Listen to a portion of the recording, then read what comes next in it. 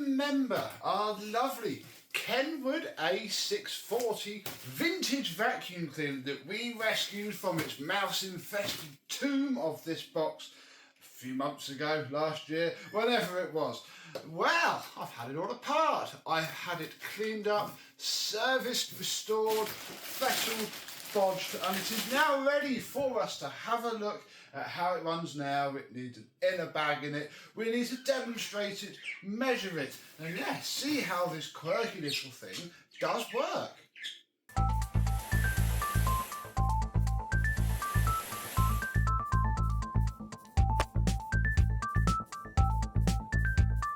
Yes, hello, my vacuum cleaner and Kenwood chums. How are you today? Yep, we're not talking about car stereo equipment or hi-fi separates in this video, sadly.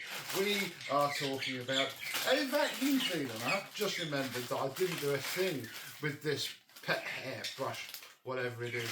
I think it is genuine because it has that piece of paper, but yeah, I did forget to do anything with it. We have that. We have the original box. The cellophane is mostly around it just to keep it intact and a bit protected because it is heavily knackered, but it's there. And I do have the mouse-eaten manuals somewhere, but they're not to hand. I do not fancy digging through my house just to show you some mouse-eaten documents. I will fetch them out at some point in the future. What I mostly focused on was this stuff. So, unwrap our very nice cable.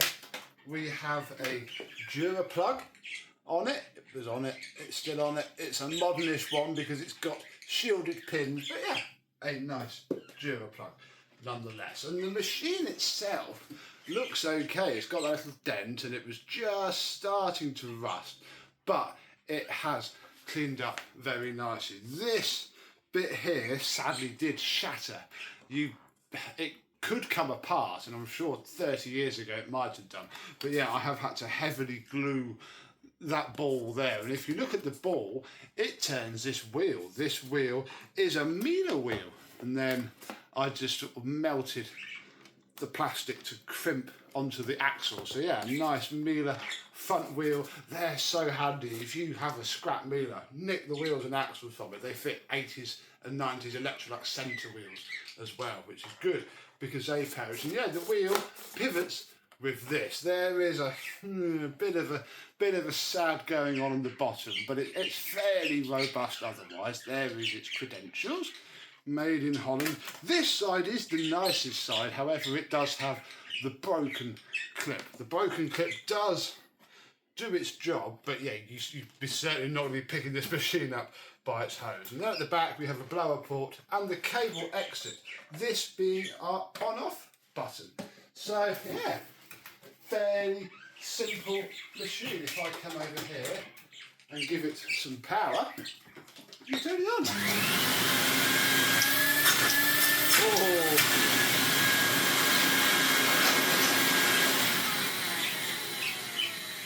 Lots of lovely power, and the motor runs well. I didn't touch the motor because the motor is very bespoke to this machine. What I did do though was break the original switch. So what it's actually got is a Hoover Turbo Power 2 Dyson DC01, yeah, sort of push button clicking.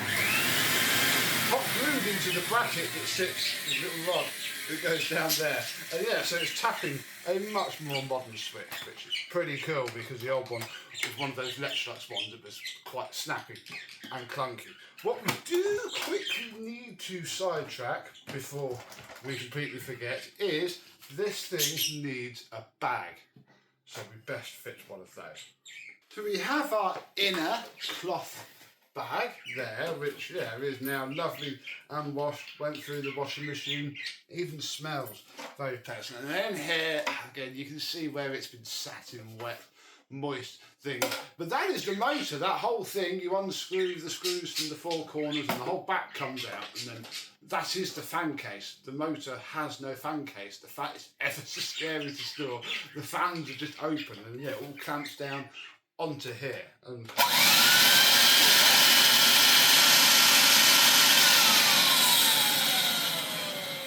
could not be simpler. So we have our good friend, a cut open SIBO bag, and I'm hoping that we can stick that in there,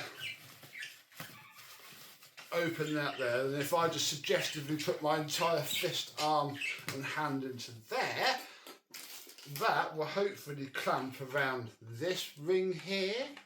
God, it doesn't matter if it doesn't because we've got the inner bag, but I do want to make sure that it's pretty hot before doing these clips on. You can see this one likes to fall off because it has rather a lot missing from it, which is a shame because it means that all of the force is being put onto this side clip. So probably not going to be opening the bag door much at all, just for its own survival. And that is that bit done. What we can now do is go through the bag of tools. We can patiently sat here nice and clean. Everything is clean and washed, and I couldn't get the staining off of there because that's just where it's been rubbed onto a hard floor. But there are the three small tools.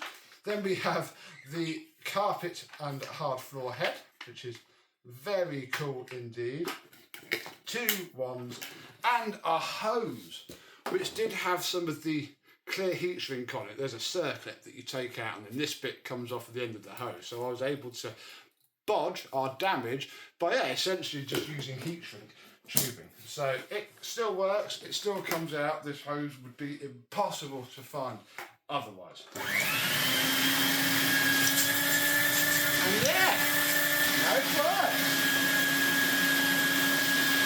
We have 40. Yeah, 40 inches of water there.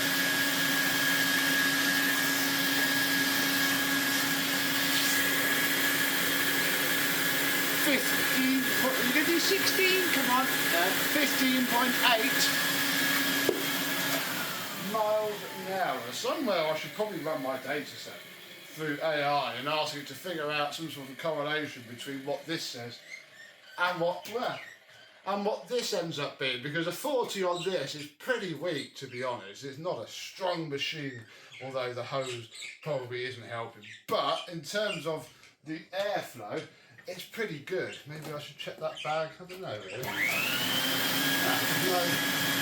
nothing. I think it is just a nice 650 watt low stress motor. But it runs well enough that I can pop all of these together. And oh, these are bendy. Oh dear. Wow, these are bendy. Yeah, we can pull the machine around and do some vacuuming. I mean, it is a skinny experience. Much nicer. It's much nicer on this black rug. Far better. The head can clamp itself there.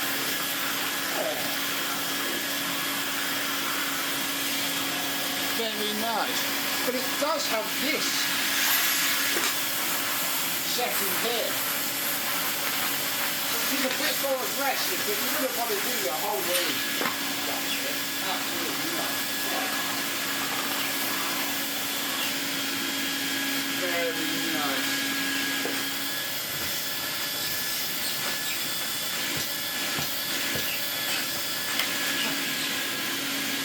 The back foot indicator works.